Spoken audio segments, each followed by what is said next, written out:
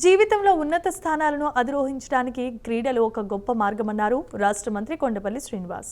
విజయనగరం పట్టణంలో రాజీవ్ క్రీడా మైదానంలో 5వ ఏపీ తాయిక్వాండో ఛాంపియన్షిప్ పోటీలను ఆయన ప్రారంభించారు. రాష్ట్ర వ్యాప్తంగా వివిధ జిల్లాల నుండి సుమారు 800 మంది క్రీడాకారులు ఈ పోటీలో పాల్గొనగా క్రీడాకారులకు ఉద్యోగాల్లో 3% కోటా అమలు చేస్తామన్నారు. ఇటీవలే డిఎస్సిలో 420 మంది క్రీడాకారులు ఈ కోటా ద్వారా ఉద్యోగాలు పొందారని గుర్తు చేశారు. జ్యోతి ఎర్రా వంటి క్రీడాకారులకు 2 కోట్ల నగదు బహుమతి, ఇంటి స్థలం ఇచ్చి ప్రభుత్వం గౌరవించిందన్న విషయాన్ని ఆయన గుర్తు చేశారు.